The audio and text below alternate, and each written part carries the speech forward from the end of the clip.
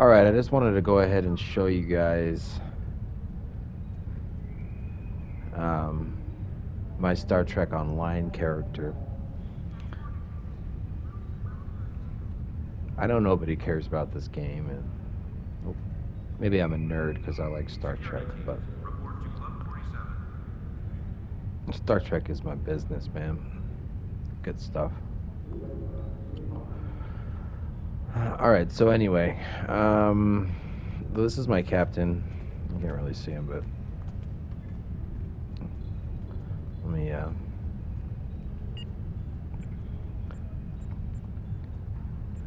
go into my ship here.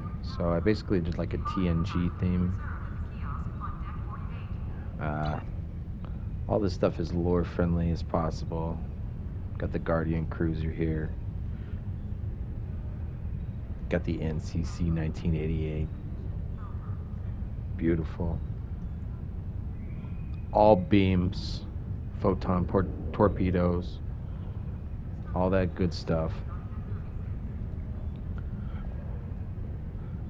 And got the shuttle there from the show. Let's go through our crew members here. We have Bill Riker. Just for context, it won't allow you to enter um, names from the show. Or at least I couldn't. So he becomes Bill Riker. Yeah, we like him. We got Bev Crusher. Because you can't be Beverly Crusher, you got to be Bev Crusher. Of course, Gates McFadden. Jonathan Frakes obviously is Bill Riker, but Gates McFadden here. Beautiful, beautiful woman. And next up here we have the probably top 10 all-time women of all time, Marina Sirtis here, playing Deanna Troi. Yes, ma'am. Marina Sirtis is pretty amazing.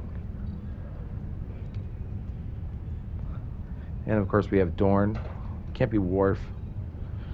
Can't be Worf. They won't let you. So you got to be Dorn, like Michael Dorn, obviously. Fantastic actor. Staple of the series. And you obviously you can't be Data. I'll let you. So we're Giga. You know, that's cool, right?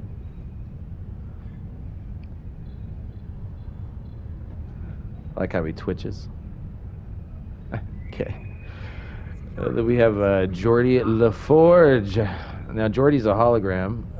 You can actually buy this hologram, or well, I'll go into that in a second. But so he actually looks like Lamar Burton, which is very nice.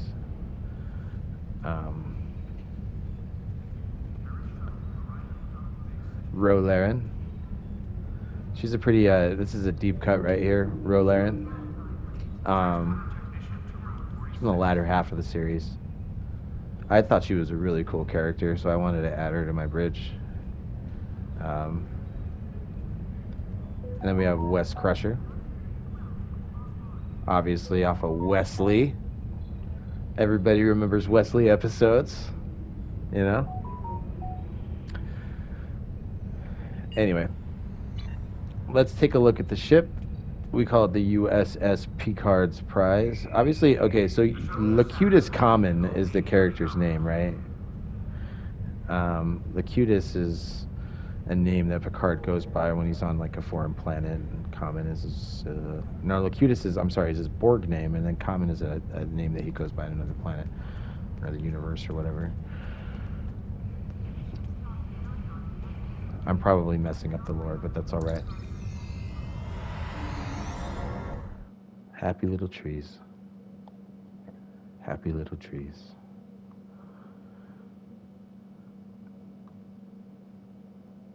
We'll just wait for this to load up forever on a PlayStation 5. because for some reason, next generation games uh, load up in 2 seconds, but the next generation here takes 35 minutes. Cryptic is just such a great company. They just, lovely.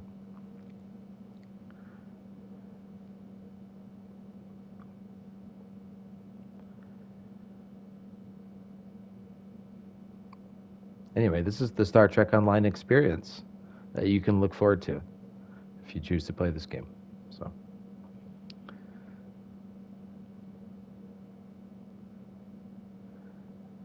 you're going to ask yourself, oh, on PC, is it much better? No, no, it's not. Okay, so this guy here, this is my cruiser. Can you separate the saucer? Yes, you can separate the saucer, but I'm not going to go into my skills right now to show you that. But that's you can do that. It's like a function of this vehicle. So let's real quickly just cover Star Trek Online. Pay to win. It's a great question. The answer to that question is no. Star Trek Online is pay to not grind. And that's a huge difference. Can you pay for things? Yeah, you can buy ships. Are there things that you can't get without paying? Yes. However, are these things useful?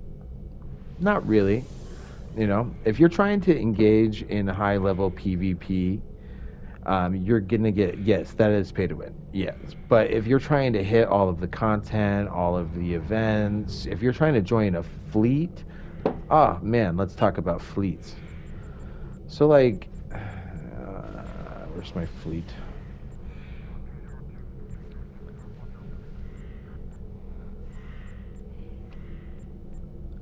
All right, here we go. So this is my fleet. Okay, we're in this fleet, and these fleets have holdings.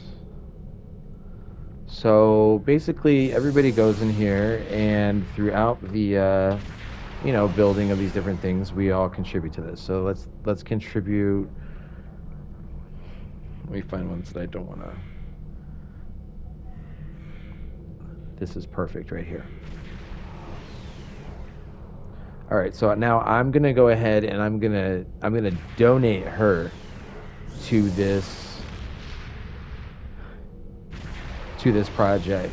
So like now it was 5 and now it's 6 out of 17, right? So this is good. Obviously, like this needs to be leveled all the way up, but everybody that's in the specific fleets like works on this, and as you raise these tiers up on these different things, you get different bonuses. Like the dilithium mine will give you like dilithium per day, and the research lab will help you like get upgraded items, and so on and so forth. So there's different benefits to actually working with other people to level these things up. And then these are armadas. So this is the top. This is the alpha fleet, which I'm not in because I'm not, I'm not awesome. But this is the alpha fleet, and then you get different bonuses based upon where your fleet's at. Like I'm a beta fleet because I'm a beta man, and this is 10%, right? So, I get a little bit of a boost, but not great. But it's cool. If I work really hard, which I don't want to do, one day I'll do that. Oh, actually, you know what? I didn't show you. Oh, sorry. I'm sorry, guys. No, that's not what I was. What was I just in Armada? All right, you can see. So I have 128,522 fleet credits. So that's how you get your upgrades. So this is great. This is a great game for grinders, okay? Because you get your fleet credits, and that's based upon what you've donated to the fleet. So everything you donate gives you fleet credits, and then the more fleet credits you get, the more useful you are, obviously, to the Armada. So you get upgraded into the other, tiers of the organization. It's a very interesting guild system, which honestly I've not seen replicated. But anyway, so pay to win. So here's the thing. So people, everything in the game can pretty much be gotten um, without paying money. So there's lock boxes in this game. So like a game like DC Universe Online, the only way to get those keys is to actually pay money to get those keys, right? And then you unlock the lock boxes. You get through drops, and then you get like the really cool outfits. You get all the glowy stuff. This one works differently. So basically, somebody that actually wants to spend money on the game, and then let's say they want like a bunch of credits, they'll go out and they'll buy the keys for the corresponding event chest. So um, you'll get like uh, a key, and then you'll go ahead and go to the auction house, and then you'll sell that to the auction house, and then somebody will buy that, and then you'll get a bunch of credits, and then you can use those credits on different things, and blah blah blah, and so on and so forth. So there's this exchange rate happening all the time between the grinders and then the people who are actually paying money for the game. The money is going to save you time. In PvP, it is definitely going to give you an advantage 100%. Like, there's no reason to do anything even related to PvP unless you're spending money on the game. I'm going to be 100% upfront about that. But if you're just looking for like a really cool Star Trek like PvE experience, like, I mean, there's not anything that's even close to this. Um, there's storylines in this game that are continued on from earlier continuities. Like Deep Space Nine, there's like the original Star Trek would have started from like morality plays, right? So you would have had singular episodes, not like shows are today, where there was a storyline and it developed, and maybe there were some threads that were left untied, like and you always wanted to know what happened after the fact, and you never got an answer. Well, in Star Trek Online, a lot of those threads are really tied up. Like you see, like people like what's the security officer from TNG season 1 through 2? um, I forget her name, Tasha or something. But anyway, she ends up coming back into the game because she ends up through some like time portal or whatever, and she ends up in a mine or something as like a slave. But like, it's really cool because you see the continuation of these storylines that you wouldn't have seen otherwise. So from a story, from a PVE perspective, super fun. From a customization perspective, obviously, I mean, you've seen super fun. Do you have to spend money? No. Um, is it more fun to spend money? Yes, obviously, because you're not having to, grind out like 75,000 TFOs to get what you want. But the thing is like you're gonna have to grind out those TFOs anyway. Like you're still gonna have to do all those ground test missions. You're still gonna have to unlock all of that stuff. You're still gonna have to get up to level 65. I think that I'm pretty sure that you can buy like a level skip, and that the lifetime membership, which I do not have, is gonna give you, some kind of benefits or whatever. But like, who at this juncture of the lifeline or the shelf life of Star Trek Online is actually buying the lifetime subscription? Probably nobody, but I mean, it is what it is. Anyway, let's go ahead and see some more stuff. Yeah, let's look at our bridge here, because I always love to come to the bridge.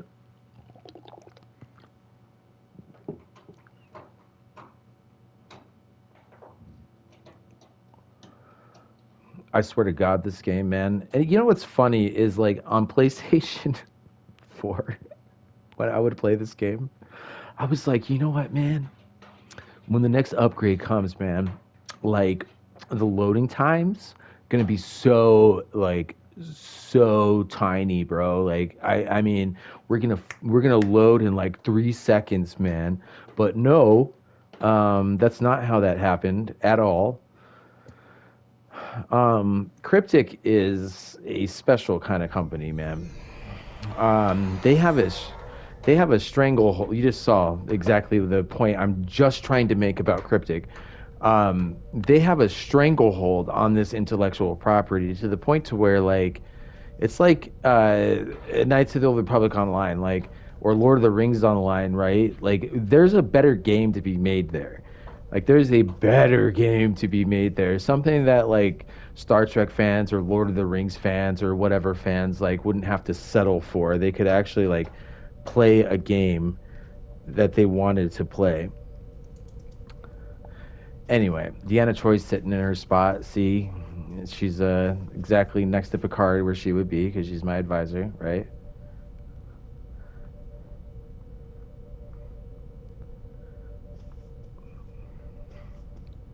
Marina Sirtis, if you're out there anywhere, just slide into my DMs, girl. Like, I swear to God, I don't care about the age difference. I just want you to feel my feelings. Anyway, so yeah, this is cool. I mean, this is like the original TNG bridge.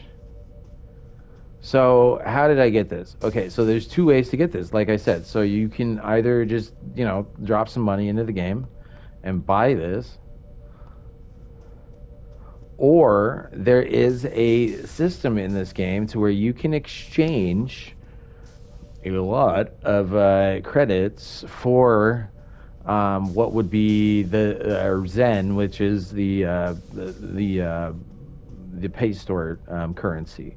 Kind of like Call of Duty has like no, Helldivers is a really good example. So if you get the first tier, right, the Helldivers update or whatever the first tier thing is, I forget what they're called, the war bonds, and that's just based off of your progress. So you get incremental upgrades to like your outfit, or you get a cape, or you get a new weapon, or you get a grenade, or like whatever the case is. So this one has that same thing. It has the currency, except you don't have to pay. Which Helldivers is amazing because it has like it's $4.99 for like a bunch of credits. You can get like an outfit and everything, but you don't have to pay for these. So you can actually buy the store currency based upon progress using your basically like your dilithium and your credits. There's a whole thing which I don't want to get into right now, but you can use your resources to basically get those credits so that you can buy stuff like this. I mean, which is cool, right? I mean, look, I got Riker over here, number one, right? And he's my guy. And then I got Wes Crusher up here. I got Data in his seat where well, Giga in this case, where he goes. Deanna Troy's right here where she goes. Usually, if we get a good roll on these losers I don't even know why they come in here because I don't need them. These freaking stand-ins, which are terrible. But Worf usually stands here, or Dorn in this case.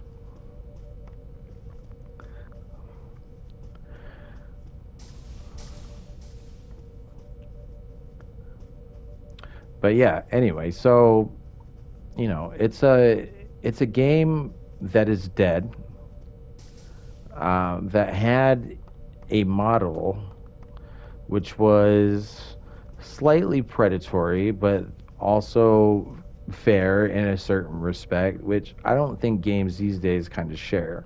These days it's impossible for you to actually earn the in-game currency. Like you don't do that. Like you have to buy it or you just don't have access to whatever those things are unless you're actually putting in the money, which I think is a better system or a worse system, I should say, or this is a better system. But because if you're just like a person who, either doesn't have the money or doesn't want to, spend the money on these things, you can take your time. Look at Picard's ready room.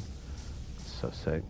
Anyway, you can take your time and grind out these things so that you can have them, which I think is a really good system because people who are, for whatever crazy, psychotic, neuroses, addictive reason, they're wanting to just spend money on a game without actually playing it.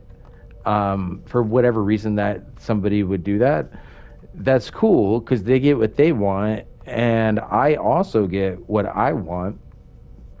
and everybody wins, right? So that's cool. Anyways, so we're gonna see the ship in action. See a little bit of this, probably, probably like a decade-old combat. But we have like No Man's Sky. We have Starfield, which, oops, sorry. We have, Eve. We have, uh,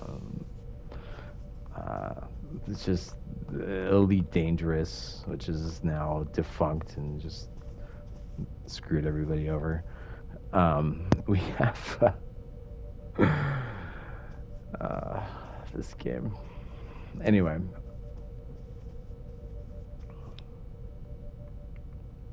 let's see if we can get a task force operation. Come on, man.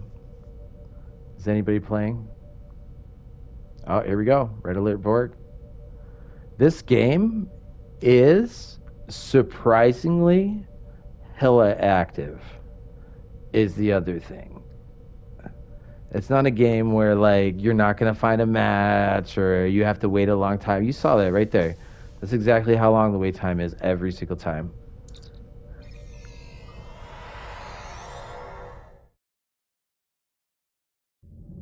All aboard. Surrender your vessel and prepare for assimilation.